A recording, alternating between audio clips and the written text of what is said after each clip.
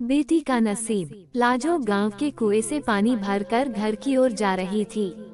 रास्ते में उसे दूर से एक बुजुर्ग आते दिखे। जब वे पास आए तो उन्होंने कहा, बेटी मुझे थोड़ा सा पानी पिला दो। लाजो ने कहा, हाँ हाँ बाबा क्यों नहीं, ये लीजिए पानी पीजिए। ये कहकर उसने पानी का घड़ा हाथ में लेकर उन्हें पानी पिला दिया। पानी पीकर बुजुर्ग ने उसका धन्यवाद दिया और आगे चल दिए।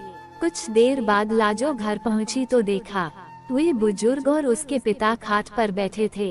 रामधन जी जो कि लाजो के पिता थे, रत्नलाल उनके ही पुराने दोस्त थे जो कि दूसरे गांव में रहते थे। कई साल बाद वे रामधन से मिलने आए थे। रामधन जी ने जैसे लाजो को देख वे बोले, ले भाई रत्नलाल आ गई मेरी बेटी। इसी के बारे में पूछ रहा था ना, बहुत ही होशियार बच्ची है। बस मेरी गरीबी और इसकी माँ के न रहने के कारण इससे इसका बचपन छिन गया। आ बेटा ये तेरे चाचा हैं, मेरे बचपन के दोस्त। लाजो कुछ बोलती उससे पहले ही रत्नलाल जी ने कहा, भाई रामधन तेरी बेटी बहुत संस्कारों वाली है। आज कुएं पर इसने ही मुझे पानी पिलाया था और कोई होता तो पहले मेरी जात पात पूछता फिर कहीं जाकर पानी पिलाता। तेरी बेटी बहुत परोपकारी है। अपनी तारीफ सुनकर लाजो शर्माकर अंदर चली गई। तभी रामधन ने आवाज लगाई, बेटी अपने चाचा के लिए कुछ मीठा ले आ। रत्नलाल जी ने उसे रोकते हुए कहा, भाई मुंह बाद में मीठा कर लेंगे, पहले मैं जिस काम से आया हूँ वो तो सुन ले। हाँ भाई बोल क्या बात है, घर में सब ठीक तो है न? रामधन की बात सुनकर रत्नलाल ने गंभीर होते हुए कहा, भाई मैं अपने बड़े बेटे के लिए तेरी बेटी का हाथ मांगना चाहता हूँ। अब इस दोस्ती को रिश्तेदारी में बदल देते हैं। ये सुनकर रामधन बहुत खुश हुआ। उसने कहा, बात तो तेरी ठीक है, अगर तेरा बेटा है तो मैं तैयार हूँ, लेकिन भाई मेरी हैसियत तो तू जानता ही है। जहाँ तक मुझे पता है तेरा तो शहर में बहुत बड़ा कारोबार है, कहाँ मैं कहाँ तू। रत्नलाल जी ने कहा, पैसा की तू चिंता मत कर, मेरे बेटे के लिए कई बड़े घरों से रिश्ते आए, लेकिन मैं एक ऐसे बच्चे को अपने घर की बहू बनाना चाहता था जिसमें संस्कार हो। वो मैंने तेरी बेटी के अंदर देख लिए। तू बस हाँ कर दे, बाकी सब कुछ मेरे पर छोड़ दे। रत्नलाल जी की बातें सुनकर रामधन ने तुरंत हाँ कर दी। ऐसा घर बैठे रिश्ता आए तो कोई भी मना नहीं कर सकता है। किवाड़ की ओट से लाजो ये सब सुन रही थी। रत्नलाल जी ने आगे कहना शुरू किया, हाँ ये बात हुई ना खुशी की, अब जल्दी से मिठाई मंगा, अब मजा आएगा मुंह मीठा करने में। रामधन के आवाज लगाने पर लाजो शर्माते हुए मिठाई की प्लेट लेकर आ गई। रामधन ने कहा, बेटी आज से ये तेरे ससुर हैं, इनके पैर छू। लाजो जल्दी से पैर छूकर वापस चली गई। उसके जाने के बाद रत्नलाल जी ने कहा, भाई मेरा बड़ा बेटा सत्यम मेरा शहर का कारोबार संभालता है और छोटा बेटा वंश गांव में खेती देखता है। मैंने उससे सत्यम से शादी के बारे में पूछा तो वो बोला, पिताजी आप अपने आप देखकर मेरी शादी कर दो। रामधन बोला, हाँ भाई बड़े नसीब से मिलती है ऐसी संतान जो माता पिता का सम्मान करे। मेरे तो भाग खुल गए। मैं तो हमेशा इसी चिंता में रहता था कि इस बिन माँ की गरीब बच्ची को कौन अपनाएगा। रत्नलाल जी बोले, बस अब तू चिंता मत कर, मैं शादी का सारा इंतजाम कर लूँगा। अच्छा अब मैं चलता हूँ। रत्नलाल जी अपने घर के लिए निकल गए। उनके जाने के बाद रामधन ने घर में जाकर लाजो से पूछा, बेटी तू खुश तो है न इस रिश्ते से? लाजो बोली, पिताजी मेरे जाने के बाद आपका ध्यान कौन रखेगा, मुझे नहीं करनी शादी। रामधन बोला, बेटी ऐसा न बोल, मैं अपना ध्यान रख लूँगा, बड़े नसीब से ऐसा रिश्ता मिला है।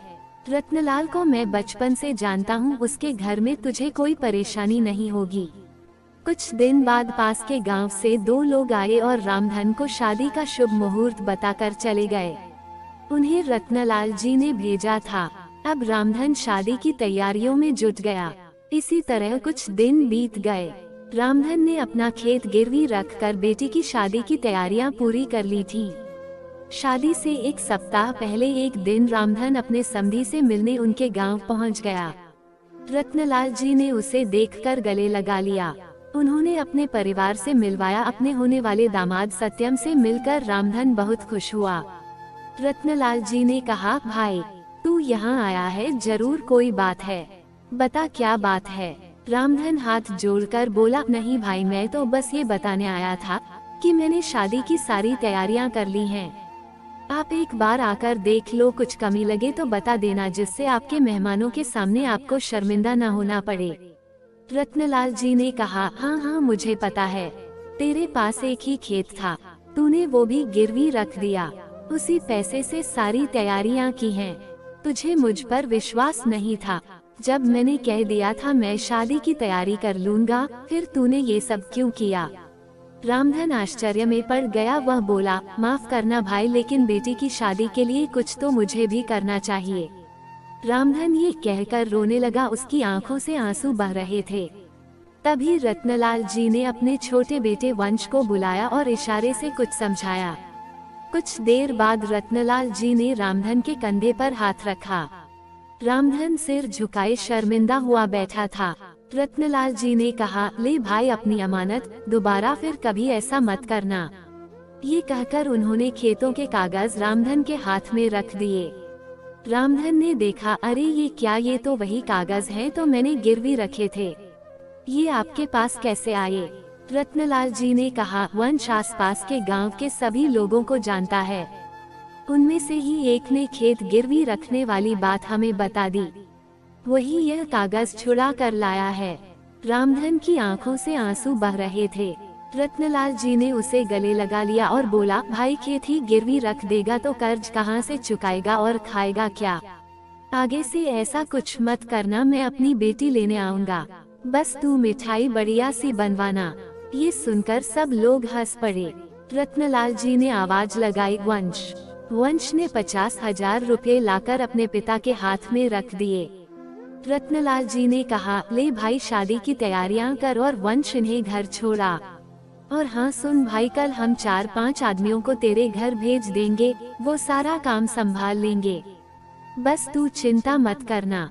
रामधन कुछ बोल नहीं पा रहा था, उसके मुंह से बस इतना ही निकला, मेरी बेटी के नसीब खुल गए। ये कहते ही वह कुर्सी पर बैठे बैठे लुढ़क गया। इतनी खुशी बर्दाश्त नहीं कर पाया, उसने अपने प्राण त्याग दिए। रत्नलाल जी उसे संभालते, इससे पहले ही वह दुनिया छोड़ चुका था। रत्नलाल जी अपने दोस्त से लिपट कर रोते रहे। वे अपने दोस्त की अंतिम यात्रा लेकर उसके गांव पहुँचे। लाजो को जब ये पता लगा, वह रोते रोते बेहोश हो गई। रामधन का अंतिम संस्कार किया गया। रत्नलाल जी अपने परिवार के साथ वहीं रुक गए। 13वीं के एक सप्ताह बाद उन्होंने सादा तरीके से सत्यम और लाजो की शादी एक मंदिर में करवा दी। लाजो के चमकते नसीब की खुशी में रामधन अपना जीवन जीना भूल गया था।